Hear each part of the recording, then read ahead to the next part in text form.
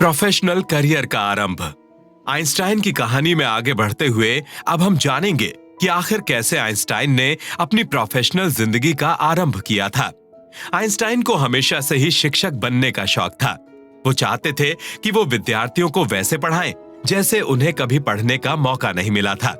इस कार्य को करने के लिए वो छोटे से छोटे पद के शिक्षक बनने को भी तैयार थे, पर अफसोस काफी कोशिश करने के बावजूद उनको यह अवसर प्राप्त नहीं हुआ, जिस कारण एल्बर्ट हर बेरोजगार व्यक्ति की तरह अपने माता पिता के पास वापस लौट आए थे।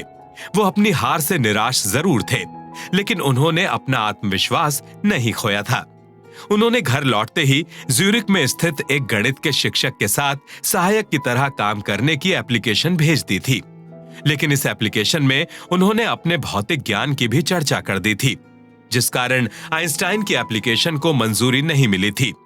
लेकिन आइंस्टाइन के भाग्य तब खुले जब उन्हें प्रोफेसर स्विस फेडरल वेधशाला के निदेशक पर नियुक्त कर लिया गया था। ये होते ही आइंस्टाइन ने अपनी नागरिकता बदलने का कार्य और तेजी से आगे बढ़ाना शुरू कर दिया था। जब से उन्होंने स्विट्जरलैंड का माहौल देखा था, तब से वो स्विट्जरलैंड की ओर आकर्षित हो गए थे, जिस कारण वो नागरिकता बदलना चाह रहे थे। इसके लिए तो उन्होंने अपने छात्र जीवन के समय से ही 20 फ्रांक बचाने शुरू कर दिए थे। उनके इस संघर्ष का मीठा फल उन्हें 21 फरवरी 1901 में मिला, जब उनकी नागरिकता की एप्लीकेशन को स्विस अधिकारी ने मंजूरी दे दी थी। उन्हें स्विट्जरलैंड इसलिए भी पसंद था क्योंकि उन्हें वहां के लोग जर्मनी के मुकाबले ज्यादा दयालु प्रतीत होते थे। साथ ही यहाँ पर जर्मनी की तरह सैनिक शासन नहीं था, बल्कि नागरिकों का शासन था, जिस कारण लोगों की जिंदगी में ज्यादा आजादी थी। इस बीच उन्हें अपनी जर्मनी वाली नौकरी छोड़नी पड़ी थी।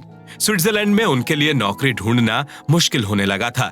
उनकी जॉब की एप्लीकेशन को 3 जगह से अस्वीकार कर दिया गया था, जिस कारण आइंस्टाइन बहुत निराश हो गए थे। उन्हें लगने लगा था कि उनसे एक भारी गलती हो गई थी।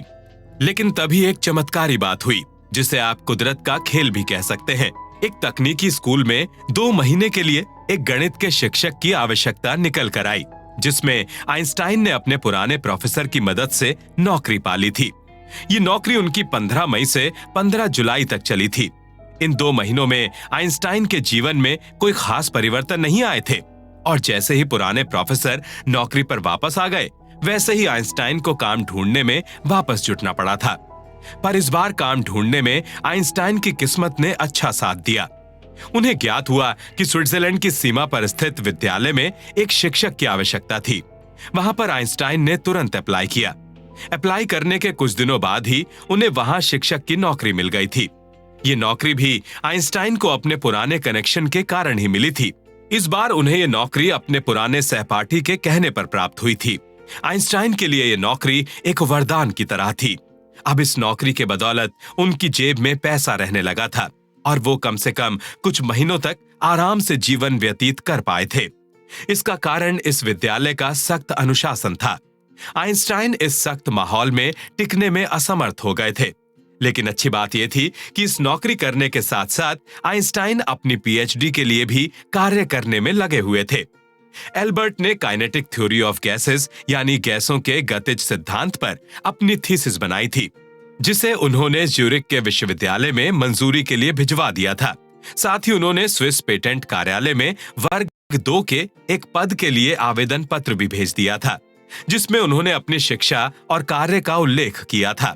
साथ ही उन्होंने उस आवेदन पत्र में अपने 16 वर्ष की मासूम उम्र से स्विट्जरलैंड में रहने का उल्लेख किया था। साथ ही उन्होंने ये भी लिखा कि अब वो एक जर्मन नहीं, बल्कि अब वो स्विट्जरलैंड के नागरिक हैं। इस आवेदन को भेजने के बाद एल्बर्ट को बहुत महीनों के लिए इस आवेदन के उत्तर का इंतजार करना पड़ा था, जिसके बाद उन्हें साक्षात्कार देने को कहा गया था, जिसमें आइंस्टाइन के सामने नए पेटेंटों के बारे में साहित्य और जानकारी रखी गई।